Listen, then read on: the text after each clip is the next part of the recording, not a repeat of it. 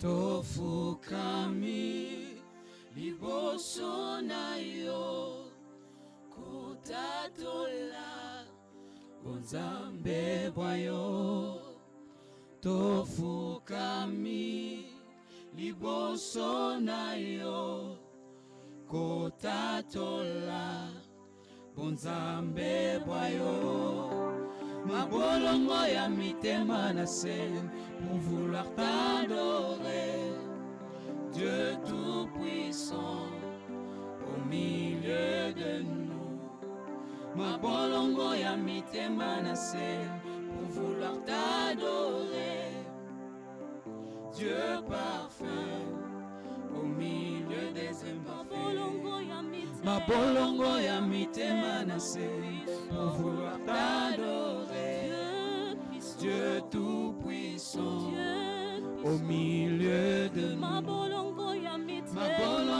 mitema na se pour vouloir t'adorer Dieu parfait au milieu des imparfaits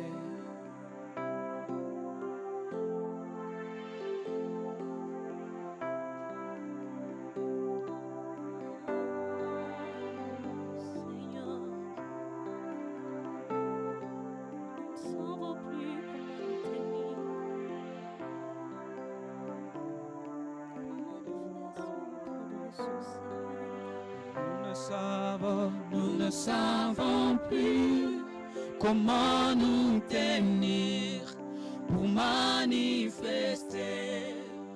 Combien de fois nous voulons t'adorer pour ce que tu es. Seule notre fidélité, adoration pour toi. Nous ne savons plus comment nous tenir pour manifester. Combien de fois nous voulons t'adorer pour ce que tu es. Seule notre fidélité, adoration pour toi.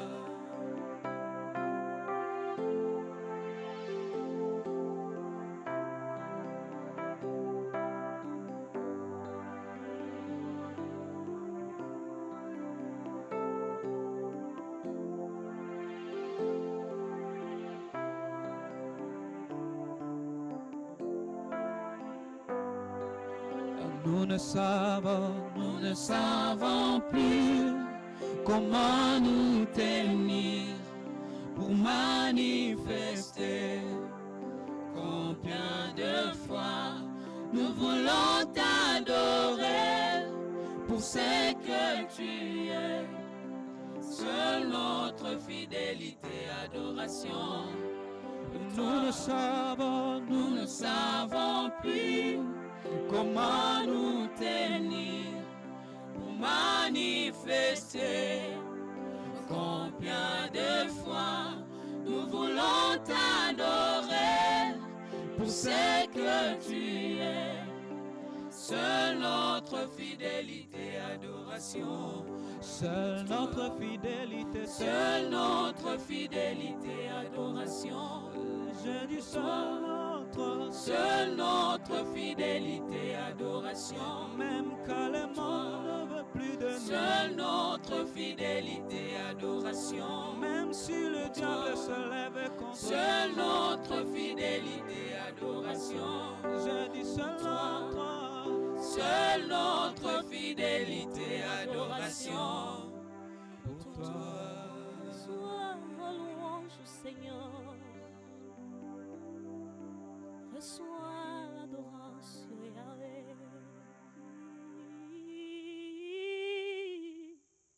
Seule notre fidélité, adoration pour toi.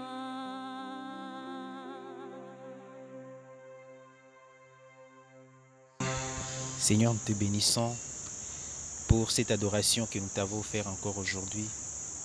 Merci pour ta fidélité, merci pour tout ce que tu es en train de faire au milieu de nous. Merci Seigneur pour ce que tu es en train de transformer nos familles, tu es en train de nous visiter durant cette semaine de la jeunesse, Père Tout-Puissant. Seigneur, nous prions pour ces deuxièmes jours où nous allons encore suivre les enseignements. Père, nous prions que tu sois au milieu de nous, que tu puisses répandre encore ta grâce sur toutes les familles, sur toutes ces personnes qui sont en train de nous suivre dans leur maison, qui sont de nous suivre dans différents pays, éternel Dieu. Père, je prie que tu répandes ta grâce. Seigneur, écoutez encore ce soir, soit un message qui va apporter un plus dans nos vies. Bénis toute personne qui va nous écouter encore aujourd'hui, que quelque chose puisse changer dans sa vie, que cette personne puisse avoir une nouvelle mission pour ce 21e siècle, éternel Dieu. Nous te bénissons ici au nom puissant de Jésus-Christ. Amen. Amen. Est-ce que nous pouvons acclamer le Seigneur? Amen. Et nous allons inviter l'orateur, le frère Timothée, qui va encore nous nourrir aujourd'hui, parce que Dieu il a quelque chose à nous communiquer au travers de lui. Je nous prie d'être encore attentifs. Dieu a un message pour toi ce soir. Amen.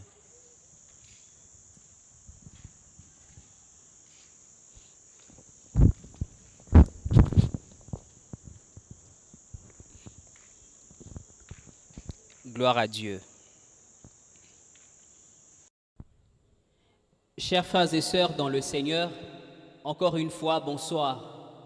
Nous sommes dans la joie en ce deuxième jour de vous savoir connectés et en train de suivre ce programme d'enseignement que nous avons commencé depuis hier. Et sans plus tarder, aujourd'hui, nous allons entrer encore dans le vif de notre sujet. Mais avant de pouvoir parler de notre message de ce soir, j'aimerais un peu faire un récapitulatif de ce que nous avons parlé hier.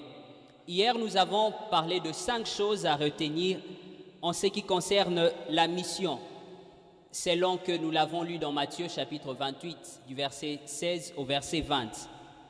Nous avons dit premièrement que la mission est urgente et elle nécessite que l'on puisse agir à l'immédiat. Deuxièmement, dans la soirée d'hier, nous avons dit que la mission, c'est un ordre que nous avons reçu de Jésus et nous sommes appelés à l'exécuter. En troisième lieu, nous avons dit que la mission implique le mouvement. Nous avons insisté sur ce point en disant que nous ne devenons pas chrétiens pour s'asseoir et se réjouir du salut que nous avons, mais nous devenons chrétiens, chers frères et sœurs, pour aller en mission, pour multiplier, pour transmettre la connaissance et la foi que nous avons reçue. En quatrième lieu, nous avons dit que la mission s'inscrit dans les activités quotidiennes de notre vie. En allant à l'université, nous devons prendre conscience que nous sommes en mission. En allant dans nos milieux de travail, nous devons prendre conscience que nous sommes en mission. Partout où nous serons, quelles que soient les activités de notre vie, il faudrait que nous puissions prendre conscience du fait que nous sommes en mission. Et hier, en dernier lieu, nous avons fini en disant que Jésus-Christ nous rassure sa présence pendant l'accomplissement de la mission. Gloire au Seigneur. Chers frères et sœurs, avant de pouvoir, pendant cette semaine de la jeunesse, entrer dans le vif de notre sujet en essayant de parler de c'est quoi faire des disciples et de parler de comment nous pouvons être efficaces en réalisant cette mission aujourd'hui à notre temps, au XXIe siècle, nous avons pensé qu'il y a un sujet important, il y a un facteur important dont nous devons tenir compte dans la mission. Et ce facteur, chers frères et sœurs, c'est l'homme. Oui, c'est vous et c'est moi, nous à qui Jésus a donné cette mission. Vous le savez bien, la mission, elle appartient à Jésus. C'est Jésus qui nous a donné cette tâche. Mais cependant, à partir du moment où il nous la confie, à partir du moment où il nous fait entrer dans cette activité, les chances sont partagées. Il y a une part que nous devons remplir. Et ce que nous constatons, c'est que généralement, bien que nous connaissons tout ce que nous venons de citer sur la mission, bien que nous en avons la connaissance, bien que nous savons que nous devons aller à la mission, généralement, l'homme a tendance à réagir négativement par rapport à l'appel de Dieu à la mission. Généralement, nous avons tendance à hésiter, bien que nous savons ce que nous devons faire. Et alors ce soir, nous allons nous asseoir sur cette question. Au travers du personnage de Jérémie, nous allons étudier comment les hommes ont l'habitude de réagir devant Dieu lorsqu'il leur envoie en mission. Et nous allons savoir, au travers toujours de ce même personnage, comment Dieu aimerait que l'on puisse réagir lorsqu'il nous appelle à la mission. Alors, sans plus tarder, nous ouvrons nos Bibles dans Jérémie. Jérémie, chapitre 1, nous allons lire du verset 4 au verset 10. Jérémie, chapitre 1, du verset 4 au verset 10. La parole du Seigneur s'adressa à moi. Avant de te façonner dans le sein de ta mère, je te connaissais. Avant que tu ne sortes de son ventre, je t'ai consacré. Je fais de toi un prophète pour les nations. Je dis, ah Seigneur mon Dieu, je ne saurais parler, je suis trop jeune. Le Seigneur me dit, ne dis pas, je suis trop jeune. Partout où je t'envoie, tu y vas. Tout ce que je te commande, tu le dis. N'aie peur de personne. Je suis avec toi pour te libérer, oracle du Seigneur. Le Seigneur avança la main, toucha ma bouche, et le Seigneur me dit, ainsi je mets mes paroles dans ta bouche. Sache que je te donne aujourd'hui autorité sur les nations et sur les royaumes, pour déraciner et renverser, pour ruiner et démolir, pour bâtir et planter. Parole du Seigneur. Ce texte que nous venons de lire est un récit de la vocation de Jérémie. Ça nous parle de comment Dieu a appelé Jérémie à le servir. Et chers frères et sœurs, si vous constatez bien ce récit, vous allez voir, il est comme une forme de discussion.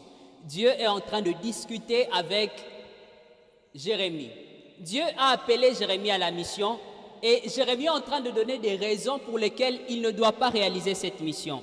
J'aimerais que nous puissions un peu analyser ce texte afin de comprendre comment nous réagissons généralement lorsque Dieu nous appelle à la mission.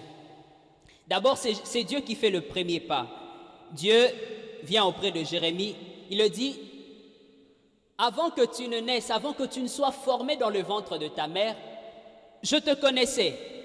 Non seulement je te connaissais, mais je t'avais établi prophète de nation. Et écoutez la réaction de Jérémie. Il dit, ah Seigneur, je ne saurais parler, je suis trop jeune. Jérémie dit, ah je ne saurais parler, je suis trop jeune. En essayant d'analyser ce texte, cette réponse de Jérémie à elle seule, il y a deux éléments importants que j'ai compris. La première chose, Jérémie s'exclame. Et l'exclamation, lorsque vous essayez de voir le sens qui est donné à cette exclamation dans les textes en hébreu, les textes en hébreu nous font comprendre que cette exclamation exprime la tristesse ou la douleur. Donc Jérémie était triste d'apprendre que Dieu l'a établi prophète des nations. Jérémie, pour lui, ce n'était pas une bonne nouvelle de savoir que Dieu l'a appelé à la mission à devenir prophète.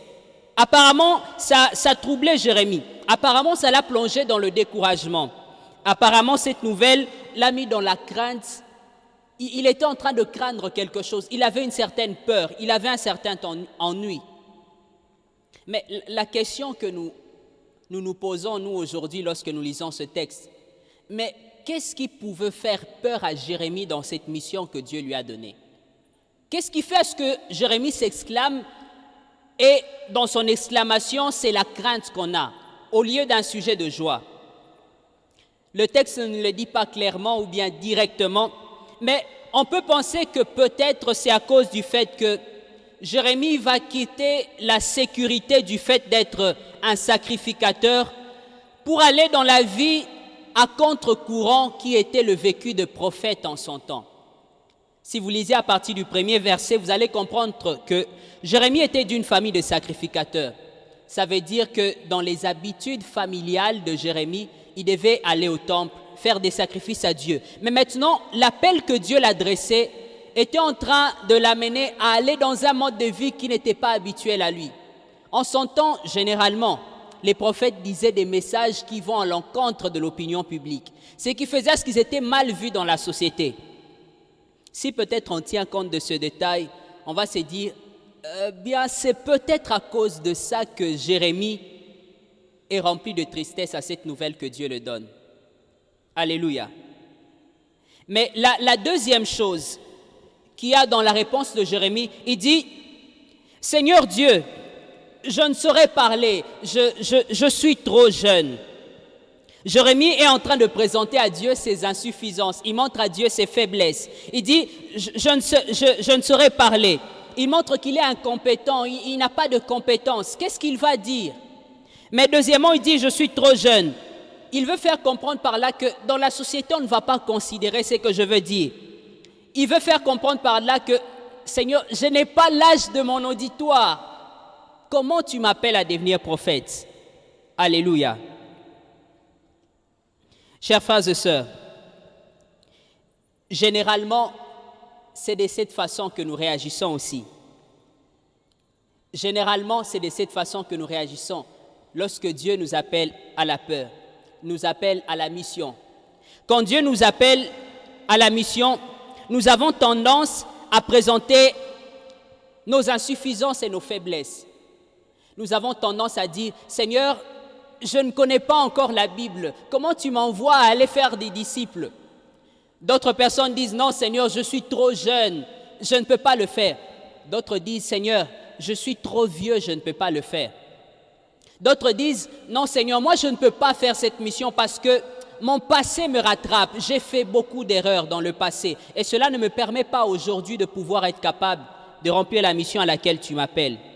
Généralement, chers frères et sœurs, quand Dieu nous appelle à la mission, nous avons tendance à lui présenter nos insuffisances et nos faiblesses. Mais généralement, à côté de tout ça, se cachent nos peurs.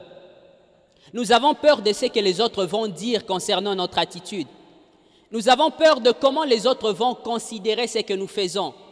Nous avons peur de savoir, est-ce que lorsque je veux dire ceci, lorsque je veux reprocher les personnes qui sont autour de moi, quel discours ils vont dire? Peut-être qu'ils vont dire, généralement ici chez nous à Kinshasa, c'est comme ça qu'on peut nous répondre.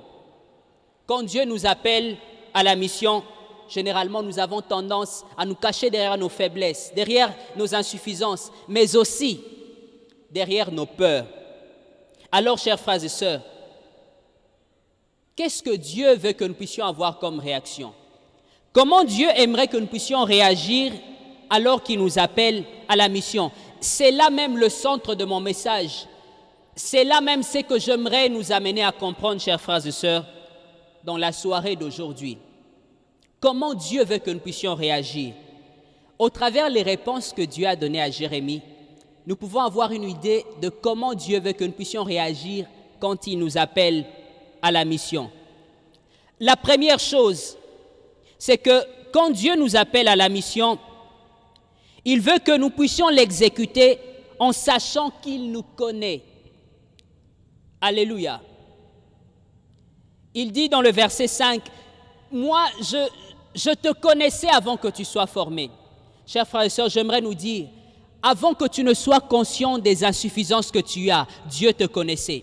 Avant que tu ne sois conscient de ton passé qui a fait beaucoup de dégâts, Dieu te connaissait. Avant que tu ne sois conscient de tout ce que tu considères aujourd'hui comme faiblesse et peur, Dieu te connaissait. Et alors, tu te poses peut-être la question, comment il me connaît avec tout ça et il m'appelle en mission? Chers frères et sœurs, c'est tout simplement parce que, au-delà du fait qu'il connaît ce qui te concerne, il connaît aussi le potentiel qu'il y a en toi que tu ignores. Dieu connaît le potentiel qu'il y a en toi que tu ignores. C'est pour cela qu'il est en train d'insister sur cet appel à la mission. Il connaît qu'il y a certaines personnes qui ne seront pas gagnées par les personnes que tu crois être plus compétentes que toi. Il connaît qu'il y a certaines vies qui ne seront pas changées par le pasteur de ton église. Il connaît qu'il y a certaines vies qui ne seront pas transformées par le prédicateur de ton église. Il connaît que c'est toi, la personne la mieux placée pour changer ces vies. Il connaît que ton histoire est la meilleure pour influencer la vie des personnes qui sont autour de toi. Quand Dieu nous appelle à la mission, chers frères et sœurs, il veut qu'on l'exécute en sachant qu'il nous connaît. Il ne connaît pas seulement nos faiblesses, mais il connaît aussi les potentiels que nous ignorons. La deuxième chose, quand Dieu nous appelle à la mission, il veut qu'on change le discours que nous avons sur nous-mêmes.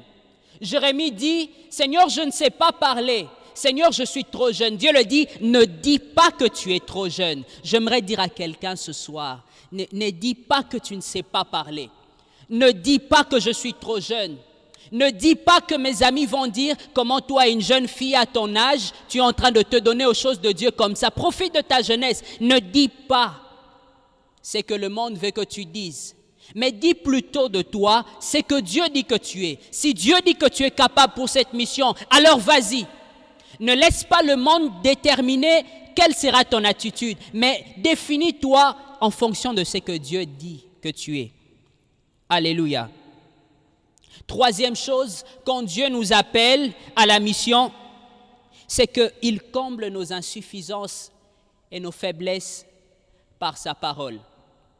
Il comble nos insuffisances et nos faiblesses par sa parole.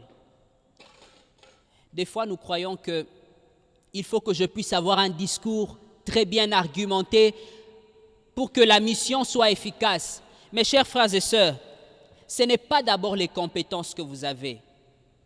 C'est la parole que Dieu met dans votre bouche. Ça peut être une simple phrase, une simple reproche que tu donnes à quelqu'un, une simple orientation, un simple conseil. Mais les conséquences et les bouleversements que ça implique dans la vie de celui qui écoute cela, tu ne les vois pas. Généralement, les gens, dans l'apparence, même lorsque vous pouvez sembler leur orienter vers Jésus, ils vont paraître comme négligents, dédaignants, comme en train de bouder la réponse ou bien les choses que vous êtes en train de leur dire. Mais, chers frères et sœurs, vous ne savez pas ce qui se passe dans le cœur. Alors, chers frères et sœurs, quand Dieu nous invite à la mission, quand Dieu nous appelle à la mission, il comble nos insuffisances par la puissance de sa parole. Ne négligez pas les petites phrases, les petits conseils, les petites choses que vous pouvez dire aux personnes qui vous entourent. Alléluia. Une dernière chose que Dieu aimerait que nous puissions savoir dans notre façon de réagir quand il nous appelle à la mission, chers frères et sœurs, c'est que quand Dieu nous appelle à la mission, il fait de nous ses prophètes. Quand Dieu nous appelle à la mission, il fait de nous ses prophètes. Chers frères et sœurs, nous sommes la bouche de Dieu aujourd'hui au XXIe siècle. Dieu veut parler au monde, Dieu veut parler aux familles, Dieu veut parler aux gens. Mais sa bouche, c'est toi. C'est moi qui nous reconnaissons chrétiens aujourd'hui au XXIe siècle. C'est toi, c'est moi qui nous reconnaissons disciples de Jésus. Lorsque Dieu nous appelle à la mission, il fait de nous ses prophètes. Et si vous voulez, en tant que prophète, avoir un mot à dire de la part de Dieu dans la vie des personnes autour de vous, regardez leur vie, regardez leurs habitudes et regardez les Écritures et les enseignements de Jésus. Et vous trouverez quoi dire par rapport à la vie de ces personnes. Quand Dieu nous appelle à la mission, il fait de nous des prophètes. Chers frères et sœurs, je crois que par ces éléments dont nous avons parlé aujourd'hui, vous pouvez savoir comment Dieu veut que vous puissiez réagir par rapport à l'appel qu'il vous donne, l'appel qu'il vous lance de faire des disciples.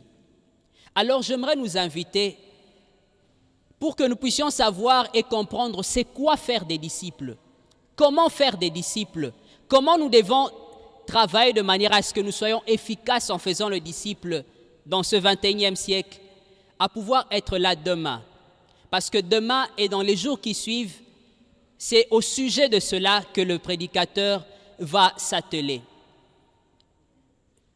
Chers frères et sœurs, alors que Dieu vous appelle, n'hésitez plus, allez-y, il est avec vous. Prions le Seigneur. Père, au nom de Jésus, comme Jérémie, hier nous avions peur, mais aujourd'hui nous disons, puisque tu nous connais, nous allons. Comme Jérémie, hier nous nous disions faibles, mais aujourd'hui nous disons, Seigneur, nous allons nous définir selon que toi tu nous vois. Seigneur, comme Jérémie, nous hésitions avant, mais nous avons décidé de pouvoir aller et parler de ta part. Alors sois avec nous, que les paroles que nous disons puissent avoir de l'impact et transformer de vie. Merci d'être avec nous. et merci d'agir au travers de nous. Au nom de Jésus-Christ. Amen.